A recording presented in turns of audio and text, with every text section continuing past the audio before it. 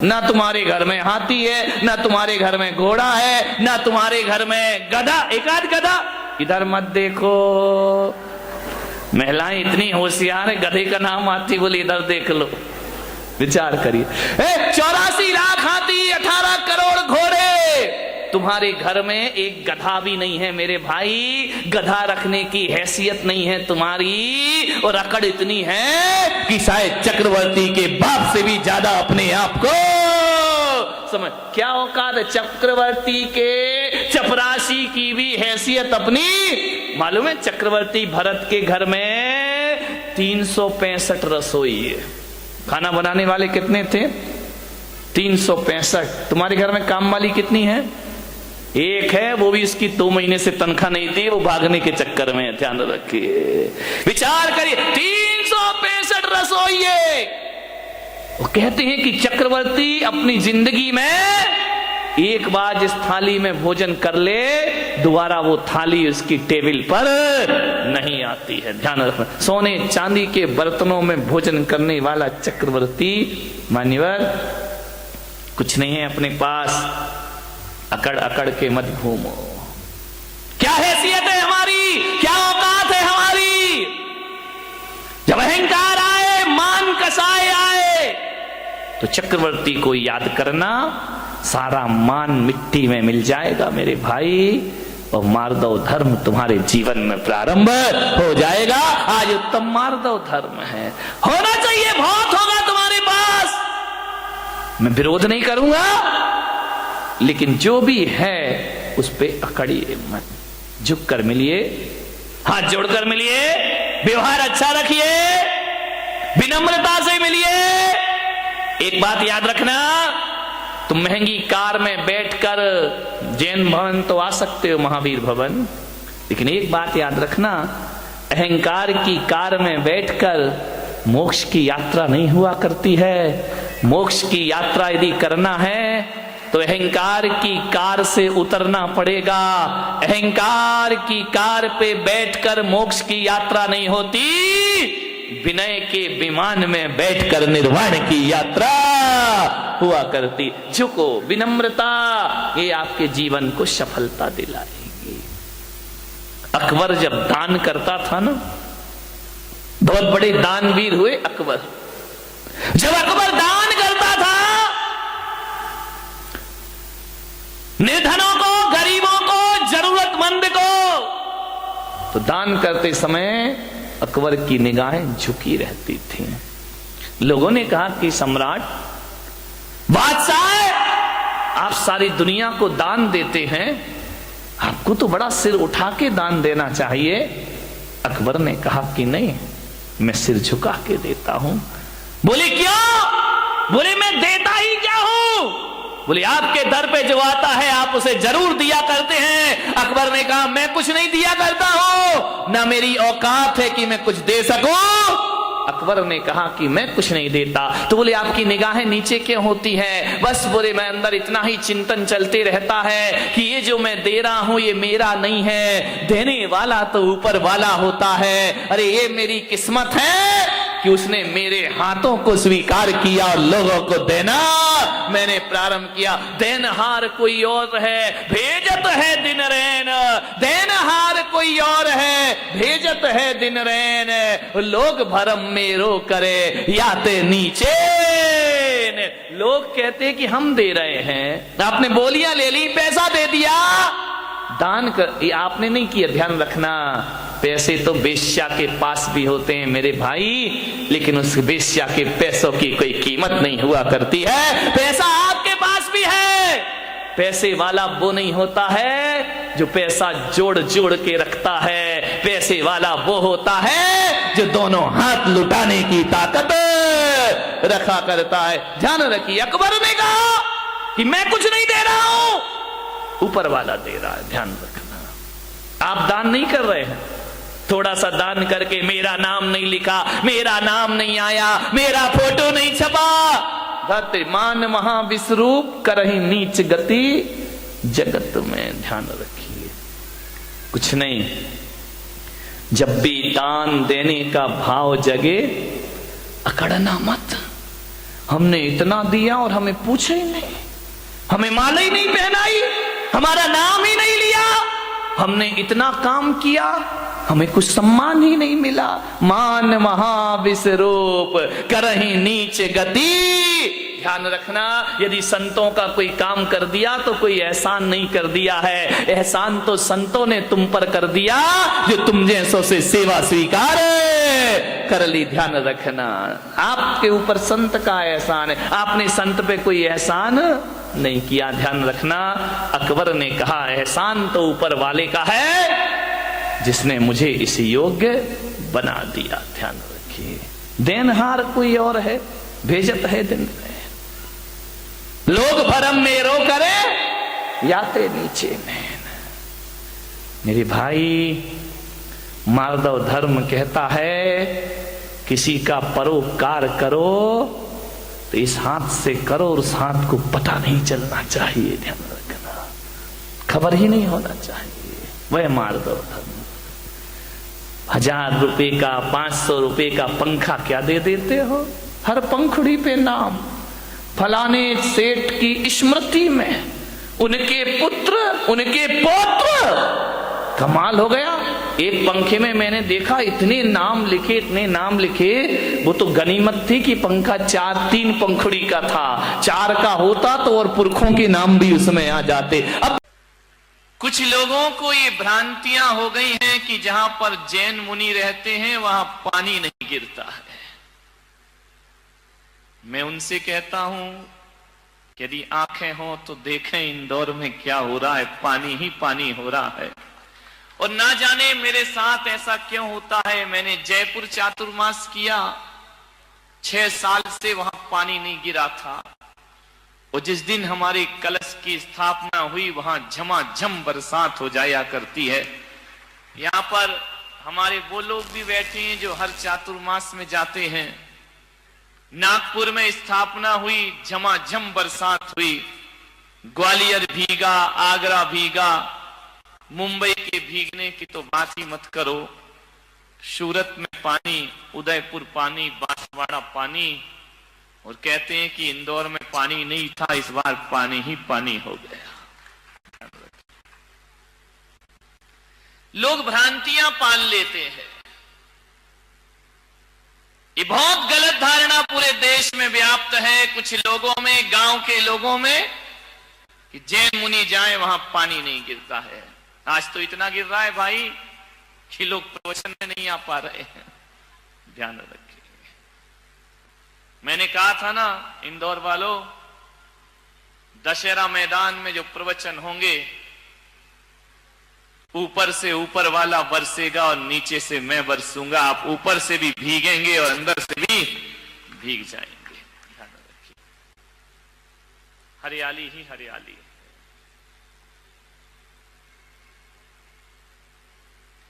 लेकिन पानी भी तो देखो कैसा है। अभी तक के प्रवचनों में दिन भर पानी गिरा, लेकिन प्रवचन के समय नहीं गिरा। आज भगवान ने कहा कि चलो यार, प्रवचन में भी थोड़ा बरसा देना चाहिए, नहीं तो प्रवचन के बाद ही गिरा है पानी। कोई बात नहीं, भीगते रहो।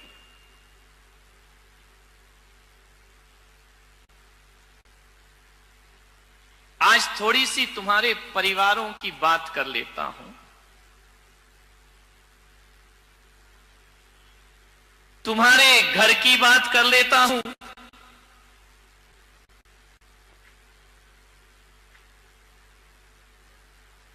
परिवार को चलाना है, परिवार को जीना है, परिवार को मजबूत बनाना है।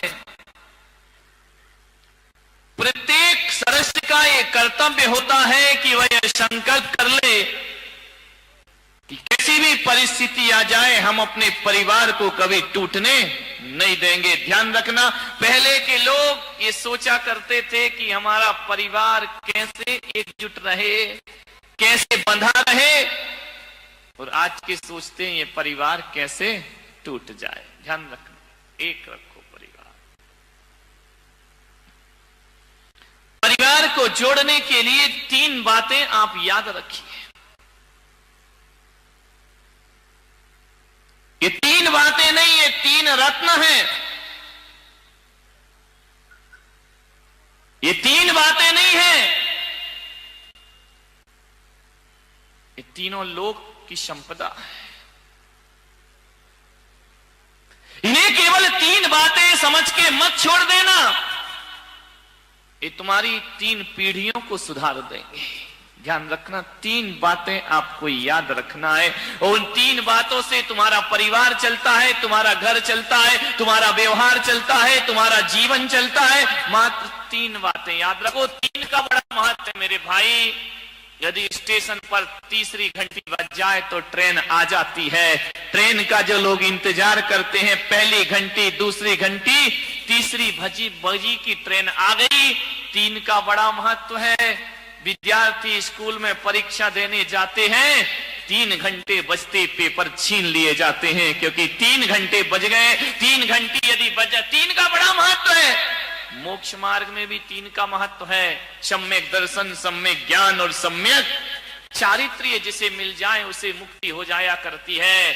और तुम्हारे रसोई घर में जाके देखो तो प्रेशर कुकर की 3 सीटी बज जाए तो भोजन पक जाया करता है, फिर और चौथी सीटी का इंतजार नहीं हुआ करता है। और जिंदगी को देखो तो बचपन, जवानी और बुढ़ापा, यहां भी 3 है। और 3 ही रोग लगे हैं। महावीर कहते हैं तुम्हारी जीवन में जन्म, जरा और मृत्यु। पूजा में पहले यही सोच के तो जल चढ़ाते हो ना कि जन्म का नाश हो जाए, जरा का नाश हो जाए और मृत्यु का ना। और जिस दुनिया में तुम रहते हो उसमें भी 3 लोक हैं, ऊर्ध्वलोक, मध्यलोक और पाताल लोक। एक पाताल लोक है, एक नरक लोक है, मनुष्य लोक है और स्वर्ग लोक। ये 3 ध्यान रखना, 3 हर जगह महत्वपूर्ण होते हैं। वैदिक परंपरा कहती है ब्रह्मा, विष्णु, महेश 3, और जैन परंपरा कहती है कि जासो पूजो परम पद देव शास्त्र गुरु 3 का ही महत्व। जहां जाओ वहां 3 है।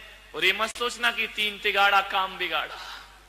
3 से काम बन भी जाता है और 3 से काम बिगड़ भी जाया करता है। 3 का बड़ा महत्व होता है। 3 से हमारी दुनिया चलती है। 3 से, और कहते ना एक बार माफ करो ठीक है, 2 बार माफ करो ठीक, तीसरी बार कोई माफ नहीं करता। ध्यान रखना, सोचना है आपको, 3 का बड़ा महत्व है। और जिस घर में 3 बहुएं हो, समझ गए ना, ये नहीं तो वो नहीं तो वो नहीं तो एक वाली कहां जाएगी बेचारी, कोई ठिकाने ही नहीं है।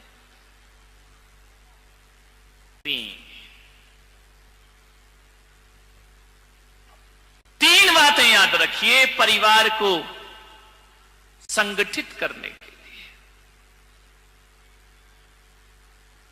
3 बातें यदि स्मरण में रहे, उन्हें केवल बात समझ के मत छोड़ना। 3 बातें। अदालत में जज साहब कितने हथौड़े मारते जब माहौल बिगड़ने, 1 2 3, ध्यान रखना। 3 के बाद फिर कुछ नहीं।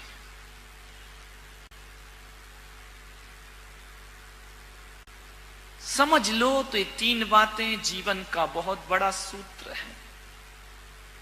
ना समझ पाओ तो कोई बात भी नहीं है। 3 नदियां बड़ी प्रसिद्ध हैं, गंगा, जमुना, सरस्वती। संगम हो जाता जहां तीनों मिल जाए, प्रयागराज बन जाता है, तीर्थ स्थान बन जाया करता है। इसलिए 3 ही दे रहा हूं उसे, चाहे गंगा समझो, चाहे जमुना समझो, तुम्हारी मर्जी है। सरस्वती समझो, तुम्हारी मर्जी है। अरे सम्यक दर्शन समझो तो तुम्हारी मर्जी है। सम्यक ज्ञान, सम्यक चारित्र समझो तो तुम्हारी मर्जी है। और जीवन में 3 का ही महत्व होता है।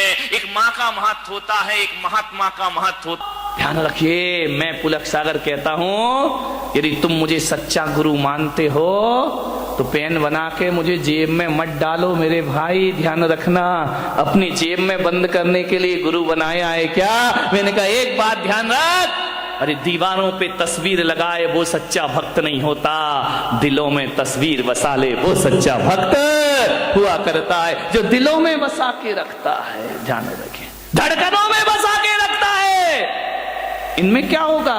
फोटो पेन में कुछ नहीं होता है, सब बेकार की चीज। मान्य मान महा विश्वरूप करहि नीच गति जगत में। अहंकार से बचो,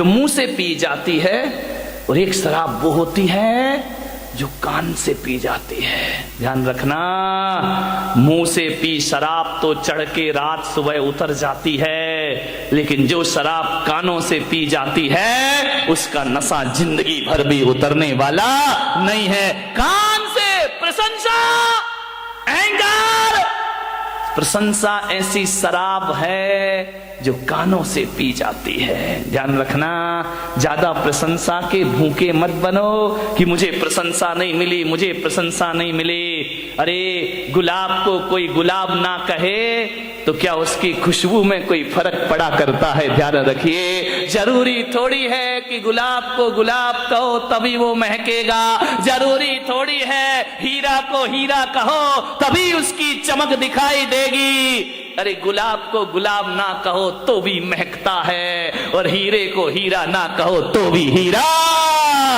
चमकता है। ध्यान, किस प्रशंसा की बात करते हैं?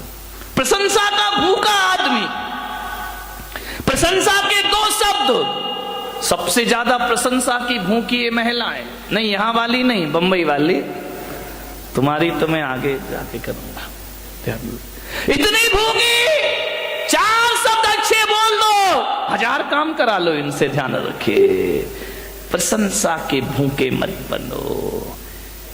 ध्यान रखना, बड़े बड़ाई ना करें, बड़े ना बोलें बोल, और हीरा मुख से ना कहे कि लाख हमारा मोल। अपनी कीमत हीरा थोड़ी बताता है, पब्लिक बताती है कि हीरे की कीमत क्या हुआ करती। खुद की प्रशंसा खुद ही करते रहो, करते रहो, करते रहो, मान महा विश्रूप करही नीच गति जगत में। खुद की प्रशंसा में। एक बार क्या हुआ, यमराज धरती पर आए और यमराज ने कहा अपने यमदूतों से कि जाओ,